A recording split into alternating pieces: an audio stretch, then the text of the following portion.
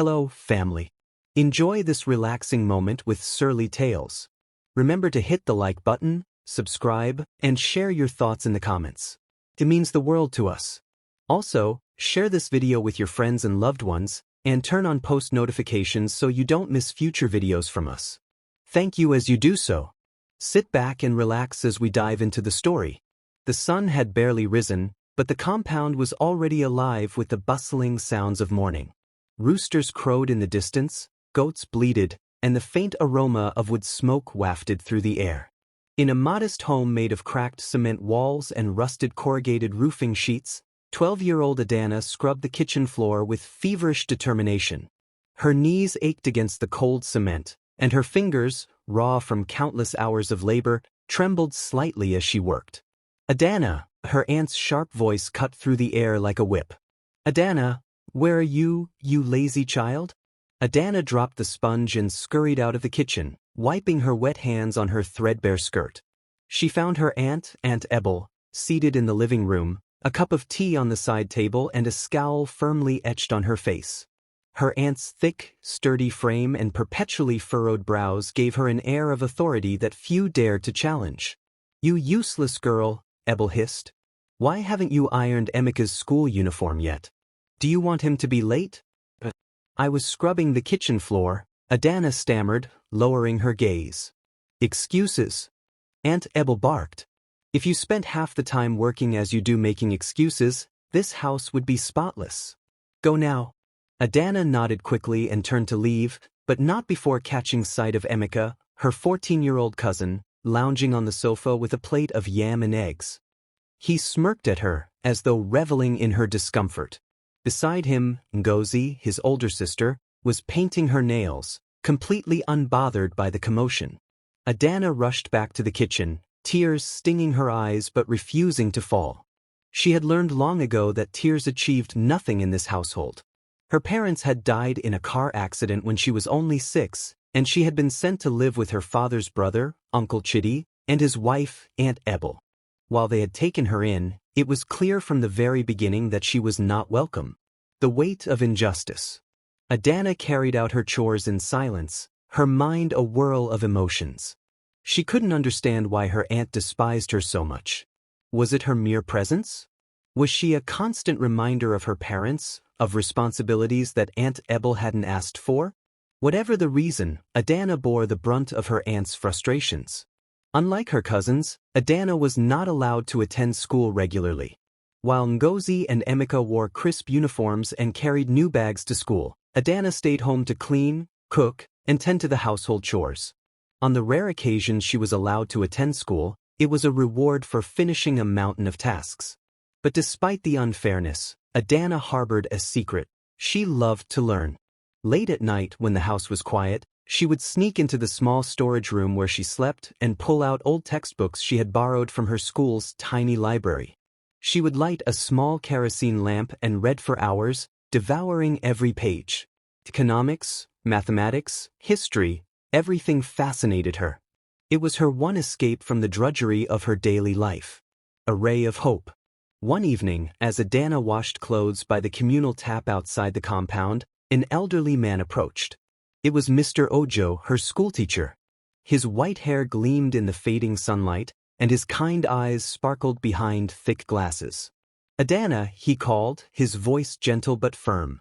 She straightened up and wiped her hands on her skirt.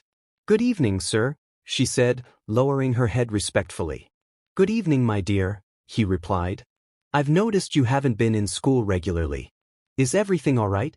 Adanna hesitated, unsure of how much to reveal. "I have chores to do at home," she said finally. Mr. Ojo frowned. "Chores are important, yes, but so is your education. You're one of the brightest students I've ever taught, Adanna. You have a gift, and it would be a shame to waste it." His words warmed her heart, but they also stirred a deep frustration. "Thank you, sir," she said softly. "I try to study when I can." "Good," he said, nodding. "But you need more than that. I'll speak to your uncle and aunt. Perhaps they'll understand." The confrontation. The next day, Mr. Ojo visited the house. Adanna watched nervously from the corner as he spoke with Uncle Chidi and Aunt Ebel in the living room. Adanna is a brilliant girl, Mr. Ojo said. She has the potential to achieve great things if given the chance.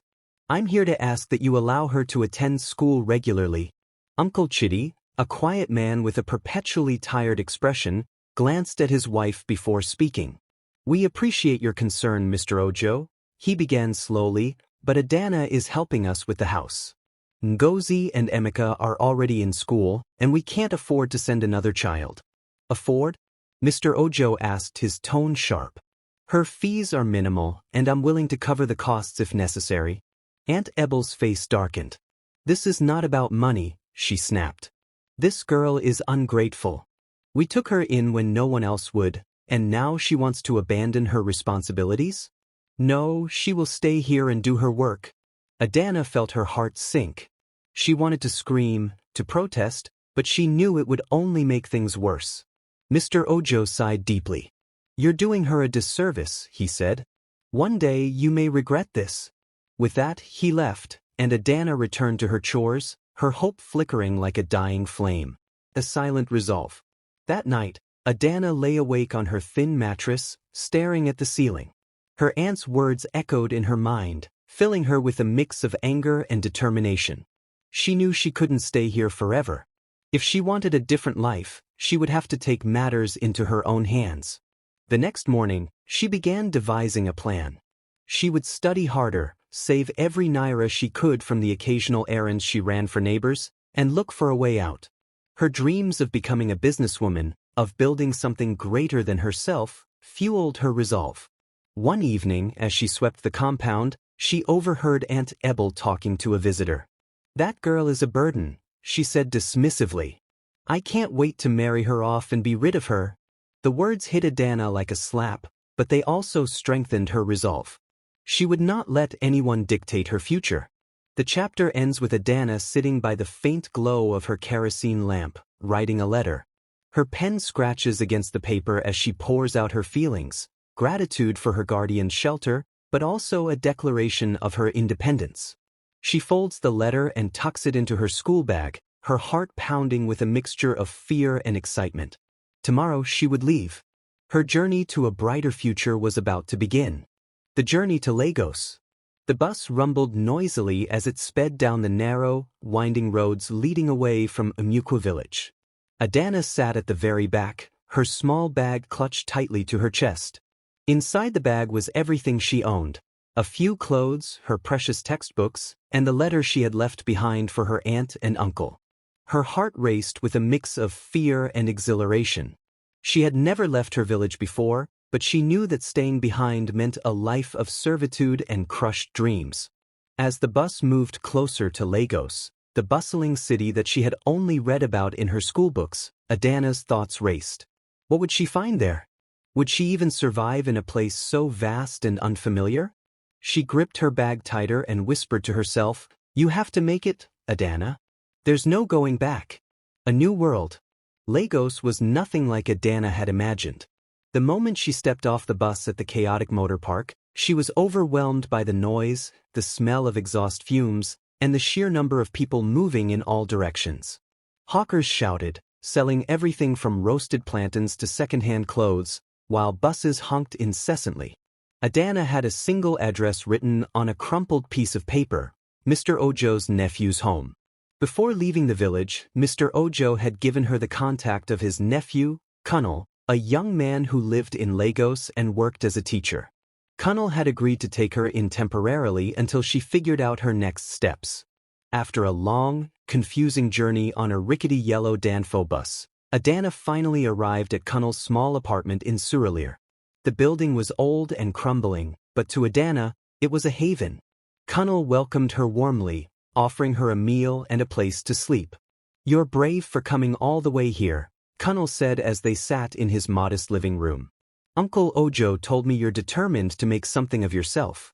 That kind of determination will take you far. Adanna nodded, her resolve hardening. I won't disappoint you, sir. The scholarship opportunity. Over the next few weeks, Adanna immersed herself in the bustling rhythm of Lagos life. She helped Kunal with household chores in exchange for her stay and spent her free time studying. Kunal introduced her to a nearby library where she could read and prepare for her ultimate goal, applying for a scholarship to study business at a prestigious college. One afternoon, while flipping through a newspaper at the library, Adanna came across an announcement that made her heart race. A multinational corporation was offering scholarships to underprivileged students with exceptional academic records. The scholarship would cover tuition, accommodation, and even a small stipend. "This is it," she whispered to herself, clutching the paper. "This is my chance." She rushed back to Kunal's apartment to share the news. Kunal read the announcement carefully and nodded. "You meet the requirements, Adanna. But the competition will be tough. Are you ready for that?" Adanna's response was immediate. "I am preparing for the test." The scholarship application required a rigorous selection process, including an essay and a written examination. Adanna poured herself into the preparation, studying late into the night and practicing her writing skills. Kunal was her biggest supporter, offering advice and even quizzing her on possible test questions. But the road was not without challenges. Lagos was a demanding city, and money was tight. Adanna occasionally worked odd jobs, washing clothes for neighbors, running errands, and even selling snacks at the market, to save enough for transportation to the examination center. Despite the exhaustion, she remained focused on her goal. There were moments of doubt too. On the eve of the exam, as Adanna sat staring at her notes, a wave of fear washed over her. "What if I fail?" she asked Kunal, her voice trembling. Kunal placed a reassuring hand on her shoulder. "Failure is not the end, Adanna. It's just a step in the journey. But I don't think you'll fail. You've worked too hard for this." His words gave her the strength to push forward. The exam day. The day of the exam arrived, and Adanna found herself in a large hall filled with hundreds of other applicants. Most of them looked more confident and better dressed, but Adanna refused to be intimidated. She focused on the task at hand, pouring her heart into the essay and answering the exam questions with the knowledge she had painstakingly acquired. When she submitted her paper, she felt a strange mix of relief and anxiety. "I've done my best," she thought as she left the hall. "The rest is out of my hands." The letter of destiny. Weeks passed, and life continued as usual. Adanna tried to keep her mind off the scholarship results, though it was all she could think about. Then, one afternoon, while she was helping Kunal grade papers, a knock came at the door. A postman handed her a large envelope addressed to her. Her hands shook as she opened it. Inside was a letter bearing the logo of the scholarship organization. She read the first line, and her breath caught. "Dear Miss Adanna Okoro, we are pleased to inform you that you have been selected as one of the recipients of our annual scholarship." Adanna couldn't finish the letter. Tears streamed down her face as she clutched the paper to her chest. Kunal, who had been watching anxiously, broke into a wide grin. "You did it," he exclaimed. Adanna nodded, her voice barely above a whisper. "I did it. Leaving for college." The scholarship covered everything, including her relocation to the college's campus in Victoria Island. Saying goodbye to Kunal was bittersweet.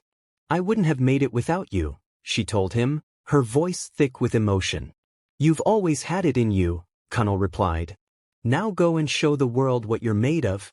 Arriving at the college felt like stepping into another world. The campus was sprawling, with modern buildings, lush green lawns, and students from all over the country. Adanna felt a mix of awe and determination. This was her chance to rewrite her story. The first steps of a new life. Adanna quickly proved herself to be an exceptional student. She excelled in her courses, especially in entrepreneurship and finance, earning the admiration of her professors and peers. She also joined a mentorship program, where she connected with successful business leaders who inspired her to dream even bigger. But despite her success, she never forgot where she came from. Every night as she lay in her dormitory bed, she thought about her life in Umuqua village, about the hardships that had shaped her and the people who had doubted her. She made a silent vow to return one day, not to seek revenge, but to show them what she had become. This chapter ends with Adanna staring out of her dorm room window, her eyes fixed on the Lagos skyline. She whispered to herself, "This is just the beginning." The road to independence. Adanna's years at the prestigious college in Victoria Island flew by in a whirlwind of lectures, projects, and networking events. While most of her classmates came from privileged backgrounds, Adanna's story of perseverance and resilience set her apart. She graduated at the top of her class, earning awards for excellence in entrepreneurship and innovation. But for Adanna, the greatest reward was the knowledge and connections she had gained during her time at the college. Upon graduation, she faced a new challenge, finding a job in a highly competitive market. Lagos was a city of opportunities, but it was also a city of endless competition. Determined not to let her circumstances define her, Adanna applied to dozens of companies. After weeks of interviews and rejections, her persistence paid off. She landed an internship at one of Lagos' top real estate firms, a company known for its ambitious projects and rapid growth. Learning the industry, Adanna threw herself into her work with the same intensity and determination that had carried her through school. She started as an intern, assisting with market research and client relations. The hours were long, and the pressure was immense, but Adanna thrived under the challenge. She quickly caught the attention of her supervisors with her innovative ideas and keen understanding of market trends. Within a year, she was offered a full-time position as a project manager. Her role required her to oversee the development of residential and commercial properties across Lagos. Adanna found herself drawn to the idea of creating affordable housing for the city's underserved communities. She had seen firsthand the struggles of ordinary Nigerians trying to find decent living conditions, and she wanted to be part of the solution. Her passion for social impact did not go unnoticed. One of the firm's senior executives, Mr. Tund Alawale, became her mentor, recognizing her potential to bring fresh ideas to the industry. Under his guidance, Adanna began developing her own vision for the future of real estate in Nigeria. A risky leap. After 3 years at the firm, Adanna faced a crossroads. She had gained invaluable experience, but she felt constrained by the company's profit-driven approach. She wanted to do more than just build luxury apartments for the wealthy. She wanted to make a difference in the lives of ordinary people.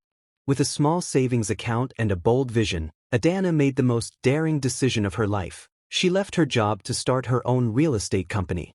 She called it Phoenix Properties, a name that symbolized her journey of rising from the ashes of her past. Starting a business was no easy feat. Adanna worked out of a small rented office in Yaba, relying on a skeleton team of passionate young professionals who believed in her vision. They faced countless challenges, from securing funding to navigating Lagos' complex bureaucracy. But Adanna's determination never wavered. Her breakthrough came when she won a government contract to develop affordable housing in Aja, a fast-growing suburb of Lagos.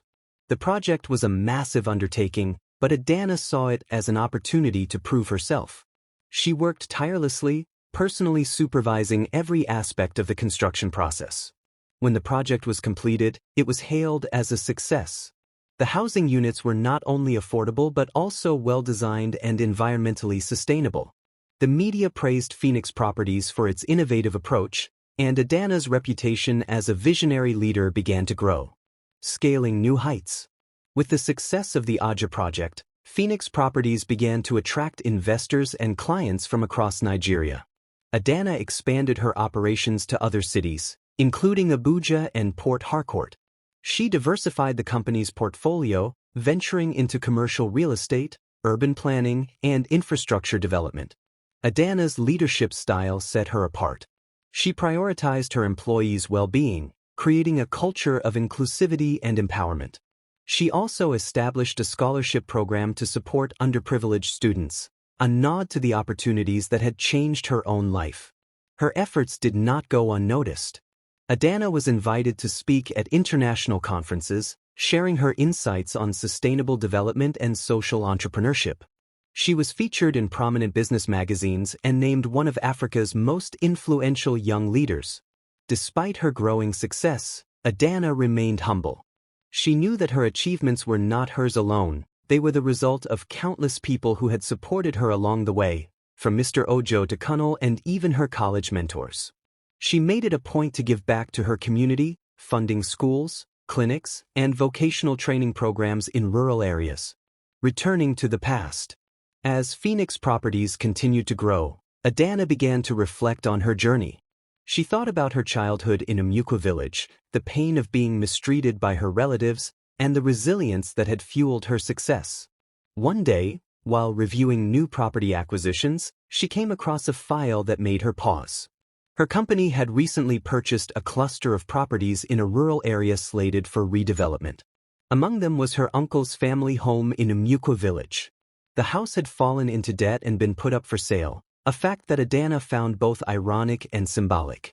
For a moment, she considered letting the transaction proceed without interference. But something inside her stirred. She knew she had to confront her past, not out of spite, but to reclaim her story. Adanna instructed her team to proceed with the redevelopment plans but insisted on visiting the village personally. She wanted to see the house where she had endured so much and the people who had shaped her in ways they could never have imagined. The homecoming. When Adanna arrived in Umukwa, the villagers barely recognized her. She was no longer the skinny, timid girl they had known. She was a confident, poised woman in a tailored suit, stepping out of a sleek black SUV. The house she once lived in looked smaller than she remembered, its walls faded and its roof sagging. Her heart tightened as memories flooded back. Memories of sleepless nights, harsh words, and silent tears. She requested a meeting with her uncle and aunt, who were now tenants in the very house they had once owned. When they entered the room and saw her, their faces froze in shock. Aunt Ebel's mouth opened and closed as if searching for words, while Uncle Chitty's eyes filled with a mix of recognition and disbelief. "Adanna," Aunt Ebel finally whispered, her voice trembling. "Is it really you?" "Yes," Adanna replied, her tone calm but firm. "It's me." The chapter ends with Adanna standing in the house she once called home, staring at the people who had shaped her life in ways they could never understand. The air was thick with tension, and the stage was set for a confrontation that would change all their lives forever. A house of memories. The room was silent except for the faint creak of the wooden floorboards beneath Adanna's polished shoes. Aunt Ebel and Uncle Chitty stared at her as if she were a ghost from the past. Adanna, now the embodiment of poise and power, felt a surge of conflicting emotions. She had imagined this moment many times but had never anticipated the wave of nostalgia and sadness that would hit her. The house looked almost the same as it had years ago, but with a layer of neglect that made it seem even smaller and more fragile. The once vivid walls were cracked, the furniture worn thin, and the air carried the faint scent of decay. This was the place where she had endured so much pain, but also where she had cultivated the resilience that brought her here.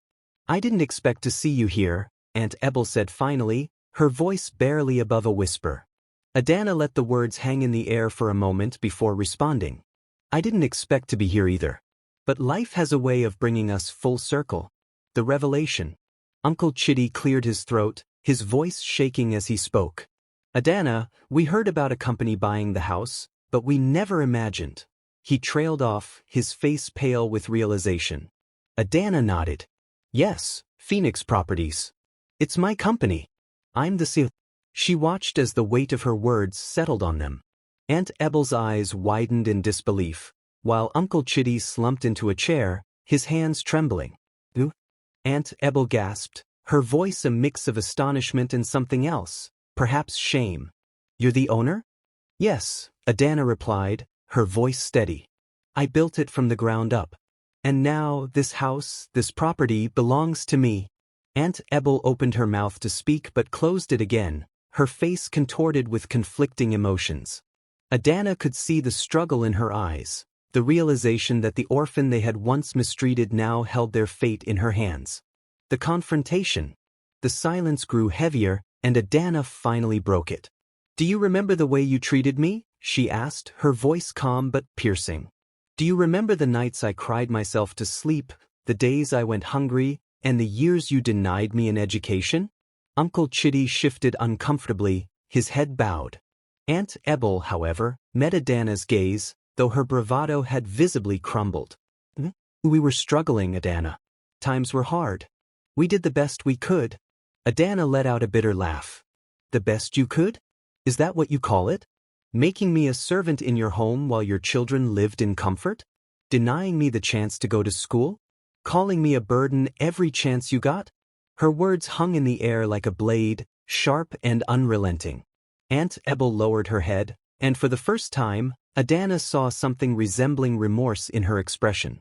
I was a child, Adanna continued, her voice trembling with a mix of anger and pain.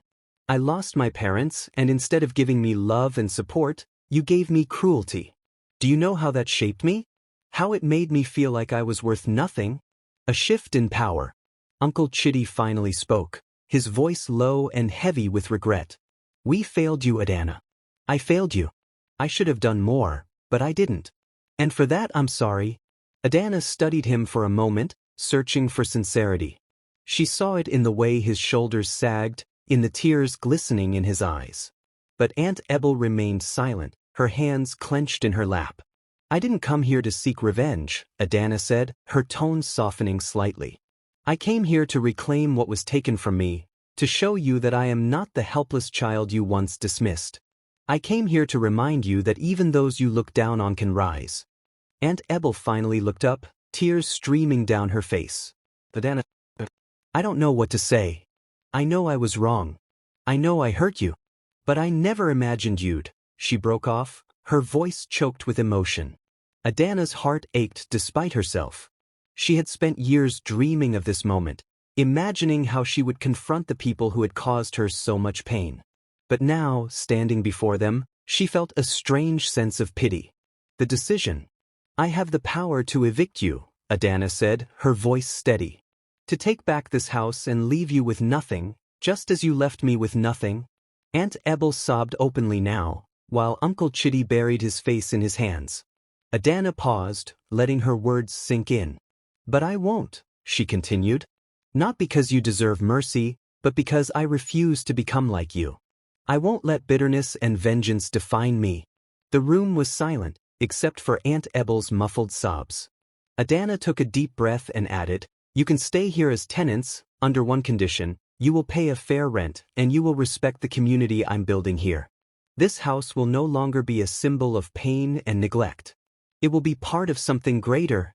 Aunt Ebel and Uncle Chitty nodded, their faces a mixture of relief and shame. Thank you, Adanna, Uncle Chitty whispered. Thank you for your kindness. Reclaiming the narrative.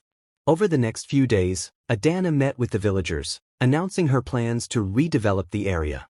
She spoke about affordable housing, improved infrastructure, and opportunities for small businesses. The community responded with excitement and gratitude, recognizing her as a beacon of hope. Adanna also spent time walking through the village, revisiting the places that had shaped her childhood. Each step was a reminder of how far she had come and how much she had endured. On her final night in the village, Adanna stood outside the house, staring at the stars. She felt a sense of closure she hadn't expected. The past no longer held her captive. She had taken control of her story. As she prepared to leave, Aunt Ebel approached her hesitantly. Adanna, she said, her voice trembling. I know I don't deserve your forgiveness, but I hope, in time, you can find it in your heart to forgive me. Adanna looked at her aunt, the woman who had once been the source of her greatest pain. Forgiveness isn't for you, she said softly. It's for me. And yes, I forgive you. But I will never forget. Aunt Ebel nodded, tears streaming down her face. Adanna turned and walked to her car, feeling lighter than she had in years. A new chapter. As her car drove away from the village, Adanna felt a sense of peace. She had faced her past, reclaimed her power, and set the stage for a brighter future, not just for herself, but for the community she had once called home. The chapter ends with Adanna gazing out of the car window, the village fading into the distance. In her heart, she knew this was not the end of her journey but the beginning of a new chapter, one defined by resilience, purpose, and an unshakable belief in her own worth. The seeds of change. Months passed after Adanna's return to Amuqua village, and the transformation she envisioned began to take root. The land around the house where she had grown up was buzzing with activity. Builders, engineers, and planners worked tirelessly to create affordable housing units, a community center, and a vocational training facility for the villagers. The project was one of the most ambitious in the area, and it was all spearheaded by Phoenix Properties under Adanna's leadership. For the villagers, the sight of their former orphan girl leading such a monumental change was both inspiring and humbling. Adanna had become a beacon of hope, her story spreading far beyond the village. People came from neighboring communities to witness the remarkable redevelopment and to hear the story of the girl who had risen from nothing. Her uncle and aunt, however, remained quiet observers, grappling with their own emotions. While grateful for the chance to stay in their home, they couldn't shake the shame of knowing they had contributed to Adanna's pain. Aunt Ebel, in particular, found it hard to reconcile the powerful, successful woman she saw with the vulnerable child she had mistreated. A gift to the community. The day finally came for the grand opening of the newly constructed community center. Villagers gathered in excitement, dressed in their finest clothes. The air was filled with the sound of drums, songs, and laughter. At the center of it all stood Adanna, her presence commanding yet approachable. She wore a vibrant Ankara dress, a nod to her roots, and her smile radiated pride and fulfillment. As the crowd settled, Adanna took the stage. Her voice, steady and filled with emotion, carried across the gathering. "This center is not just a building," she began. "It is a symbol of what we can achieve when we believe in ourselves and support one another. It is a place where dreams will be nurtured, skills will be developed, and futures will be built." The crowd erupted in applause. Adanna paused, letting the noise settle before continuing. "I stand here today because of many people who believed in me, even when I didn't believe in myself. But I also stand here because of the challenges I faced, challenges that made me stronger, more determined, and more compassionate." Her eyes scanned the crowd, lingering briefly on her uncle and aunt. "We all have the power to rise above our circumstances and create something beautiful, not just for ourselves, but for others. This center is my way of giving back, of honoring the village that shaped me." Private moment. After the ceremony, Adanna mingled with the villagers, listening to their stories and their hopes for the future. As the sun began to set, she found herself alone in the garden behind the community center. She took a deep breath, savoring the sense of accomplishment and peace. She was not alone for long. Aunt Ebel approached hesitantly, her hands clasped tightly in front of her. "Adanna," she began, her voice soft. "May I speak with you?" Adanna turned to face her aunt, her expression unreadable. "Of course," she said, her tone neutral. Aunt Ebel took a deep breath, her gaze fixed on the ground. "I don't even know where to begin," she said. "I've spent so many nights thinking about the things I said and did to you. I was bitter, angry, and unfair. And you," her voice broke and tears streamed down her face. "You were just a child. You didn't deserve any of it." Adanna watched her aunt silently, her emotions a mixture of anger, pity, and something close to relief. "Why did you treat me that way?" she asked finally. "Was it because I reminded you of my father? Or was it simply because I was an orphan?" Aunt Ebel shook her head. "It wasn't you, Adanna. It was me. I was overwhelmed by the responsibilities of raising my own children, and when you came into our home, I saw you as another burden instead of the blessing you were. I let my frustrations blind me, and I took it out on you. I failed you, and for that I am truly sorry." A choice of forgiveness. Adanna looked at her aunt, searching her face for sincerity. She saw it there, in the tears, in the trembling hands, in the way Aunt Ebel could barely meet her eyes. She thought of the years of pain she had endured, but she also thought of the life she had built for herself despite it all. "I forgive you," Adanna said finally, her voice steady. "Not because it's easy, but because I refuse to carry the weight of anger and resentment any longer. But forgiveness doesn't erase the past. It doesn't mean I'll forget what happened." Aunt Ebel nodded, her face crumpling with gratitude and regret. "I don't expect you to forget. I only hope that, in time, you can see me as more than the woman who hurt you." Adanna paused before responding. "That will take time. But this," she gestured to the community center and the village around them, "is a new beginning. For all of us. Rebuilding relationships." Over the weeks that followed, Adanna's relationship with her uncle and aunt began to heal, albeit slowly. Uncle Chitty, a man of few words, expressed his remorse through quiet gestures, helping with the redevelopment projects and encouraging others to take advantage of the opportunities Adanna had created. Aunt Ebel, humbled and determined to make amends, volunteered at the community center, helping to organize training programs and assist with the upkeep of the facility. Adanna kept her distance at first, observing their actions rather than their words. But as she saw their genuine efforts to change, she began to let down her guard. Small moments, sharing a meal, exchanging a smile, began to rebuild the trust that had been shattered years ago. A new legacy. Months later, the community center was thriving. It offered literacy classes, vocational training, and small business support. Children laughed and played in the courtyard, while adults attended workshops and meetings. The village had been transformed, and so had the people in it. One evening, as Adanna sat on the porch of her uncle's house, Aunt Ebel brought her a cup of tea. "Here," she said, placing it gently in front of Adanna. "It's the least I can do." Adanna smiled, a genuine warmth in her expression. "Thank you." As she sipped the tea, she reflected on how far they had all come.